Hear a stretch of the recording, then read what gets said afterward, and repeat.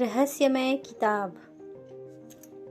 यह एक सस्पेंस और थ्रिलर स्टोरी है। एक रहस्यमय किताब जो आपको सब कुछ देती है, लेकिन साथ ही उसकी कुछ शर्तें भी होती है। शर्तें न मानने पर यह किताब करती है आपका नुकसान।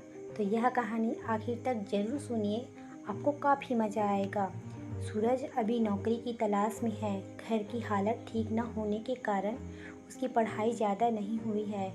पहले वो किसी कपड़े की दुकान में काम करता था, लेकिन दुकान घाटे में होने के कारण मालिक ने उसे नौकरी से निकाल दिया।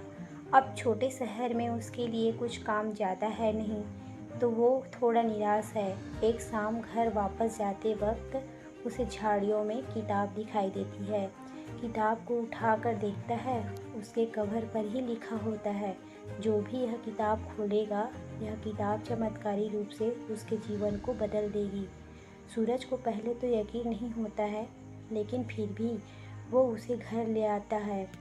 घर पर ले जाकर वो किताब को खोल के पढ़ना शुरू करता है। किताब में लिखा होता है, आप गरीबी से परेशान हैं, अमीर बन सकते हैं, और उसे एक लॉटरी की टिकट का नंबर लिखा मिलता है।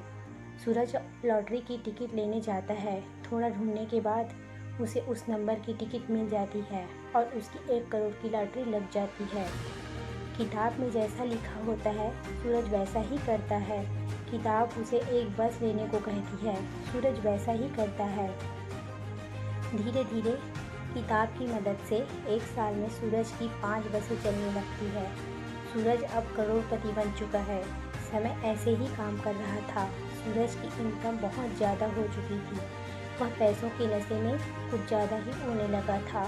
फिर एक दिन सूरज एक अहम नियम को तोड़ देता है। किताब की शर्त थी कि उसे रोज़ एक बार खोल के पढ़ा जाए। सूरज पैसों के नशे में एक दिन किताब खोलना भूल जाता है। फिर जब उसके अगले दिन सूरज किताब खोलता है, तो किताब की शर्त न मानने की वजह से किताब उसे दंड स्वरूप उसकी आधी दौलत दान करने को कहती है, वो भी 2 दिन के भीतर। सूरज को लालच आ जाता है। वो किताब की बात नहीं मानता। उसकी बात न मानने पर किताब उसे आखिरी चेतावनी देती है और लिखती है कि अगर उसने नहीं किया तो उसकी सारी दौलत बहुत जल्द ख़त्म हो जाएगी। सूरज को अब गुस्सा आता है। वो किताब को लेकर फिर जंगल में झाड़ियों में फेंक देता है और सोचता है कि अगर वो ठीक से काम करेगा तो ऐसा कुछ नहीं होगा। अगर यह किताब मेरे पास नहीं रहेगी तो मुझे इसका कोई भी दंड नहीं देना पड़ेगा।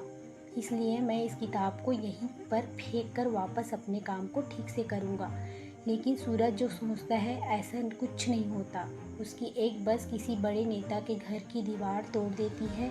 फिर सूरज पुलिस और कचहरी के चक्कर में फंस जाता है। उसे जेल भी हो जाती है। धीरे धीरे किताब ने जो बोला वो होता है। सूरज उस किताब को खोजने फिर जाता है, लेकिन सूरज को वह किताब कहीं भी नहीं मिलती।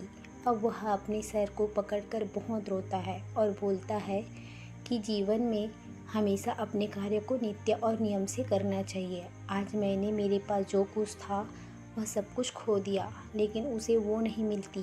शायद अब वो और किसी का भविष्य बदल रही होगी। तो दोस्तों, अगर आपको यह कहानी पसंद आई हो तो कमेंट कर ज़रूर बताएं। यहाँ आपको ऐसे ही मज़ेदार कहानियाँ पढ़ने को मिलेगी। धन्यवाद दोस्तों।